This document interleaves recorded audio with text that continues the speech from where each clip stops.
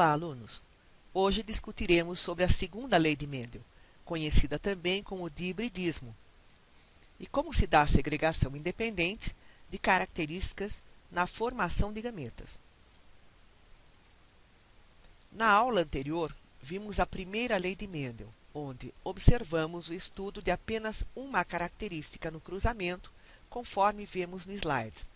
Agora, estudaremos o cruzamento envolvendo mais de uma característica, e que na produção de descendentes não interfere uma na outra, o que caracteriza a segunda lei de Mendel, ou lei da segregação independente.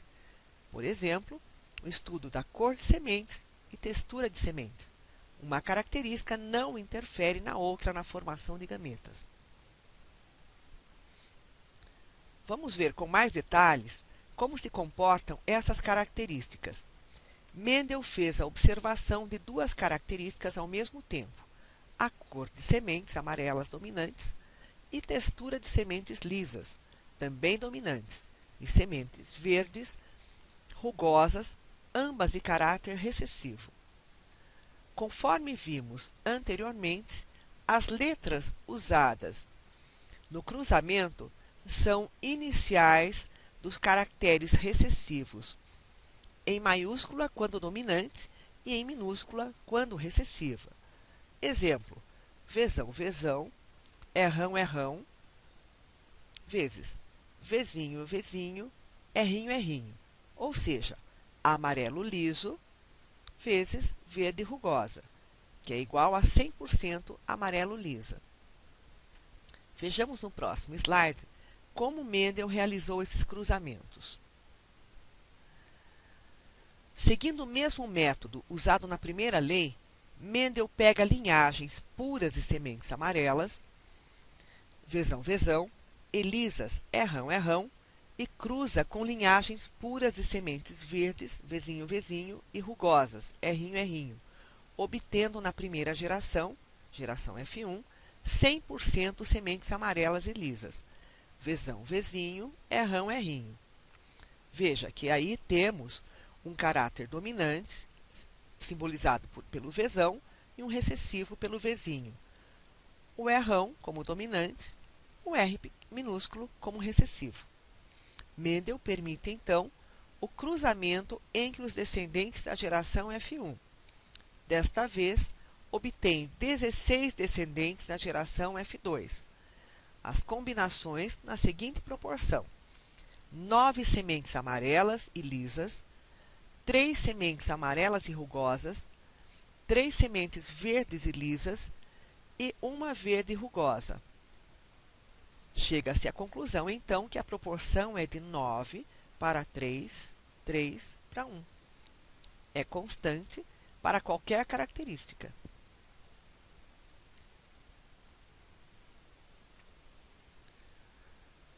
Usando o quadro de Punnett. Se fizermos o cruzamento usando o quadro de Punnett, entenderemos o processo. A primeira medida é verificar os gametas que serão usados. Por exemplo, amarelas lisas vezes sementes verdes rugosas. Quais os gametas que sairão desse cruzamento? Devemos usar novamente a propriedade distributiva. Teremos então 4 fenótipos. Amarelo liso, onde basta aparecer um caráter dominante em cada par de alelos. Amarelo rugoso, pelo menos um caráter dominante no par de alelos para a cor. Verde liso, um caráter dominante para a forma de semente. E verde rugoso, os 2 caracteres recessivos, na proporção sempre de 9 para 3 para 3 para 1, conforme o quadro.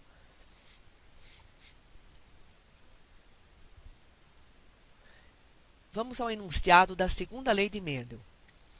Após essa observação, Mendel conclui que os fatores para 2 ou mais características segregam-se no híbrido, ou seja, separam-se no híbrido, distribuindo-se independentemente para os gametas, onde se combinam ao acaso.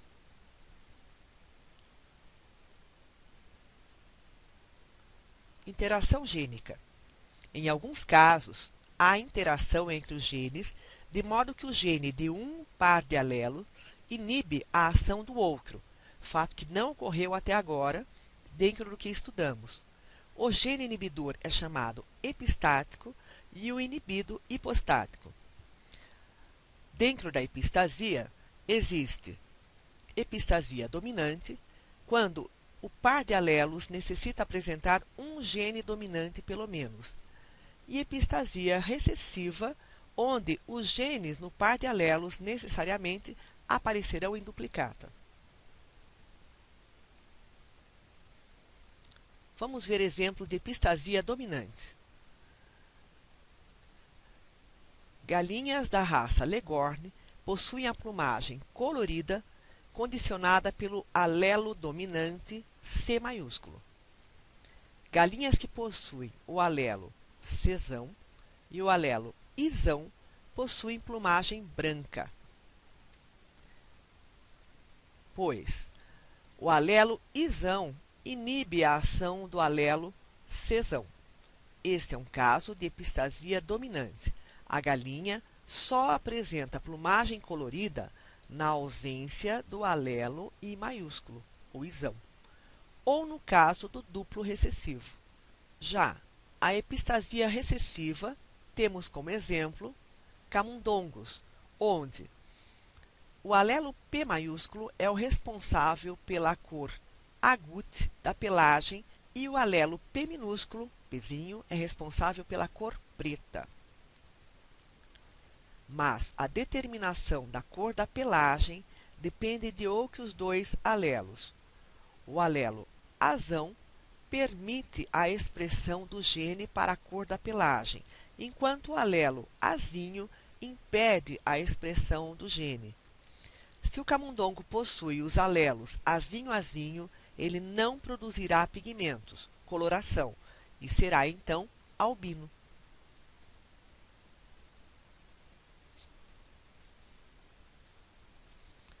Vamos aos exercícios para entendermos melhor os conceitos.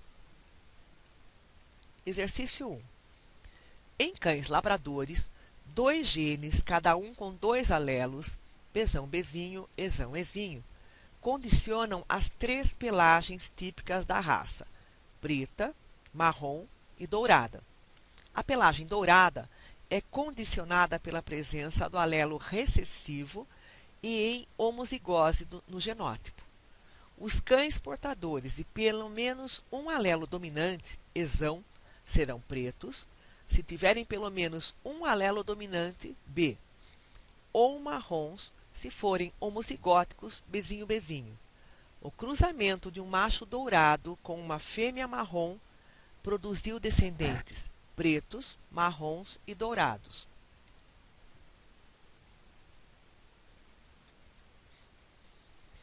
Quais os dados que teremos?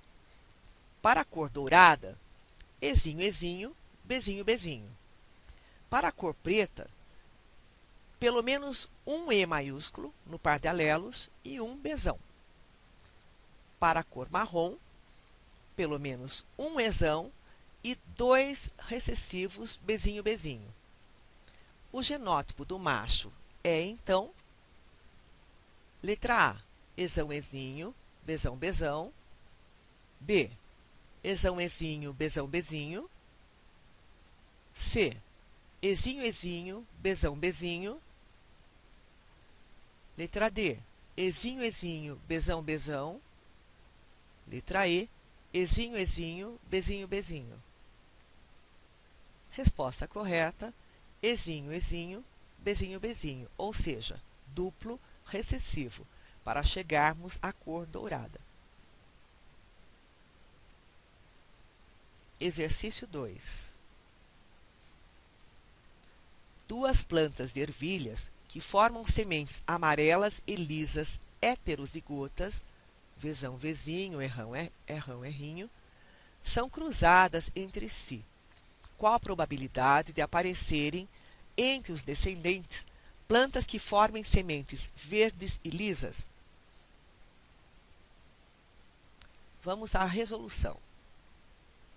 Como vimos anteriormente, do cruzamento entre duplo heterozigotos, a proporção de descendentes é de 9 amarelas lisas, 3 amarelas rugosas, 3 verdes lisas, 1 verde rugoso, sendo que, para a característica amarela lisa, são 9 descendentes, num total de 16, portanto, 9/16. Para isso, você deve usar o quadro de Punnett, tirar os gametas e usar a propriedade distributiva conforme já explicamos anteriormente. Sendo assim, contando os descendentes num total de 16, você terá essa proporção falada anteriormente. 9 para 3 para 3 para 1. Finalizamos mais um capítulo importante da genética. Retornaremos então na próxima aula com características e classificação dos seres vivos. Até lá!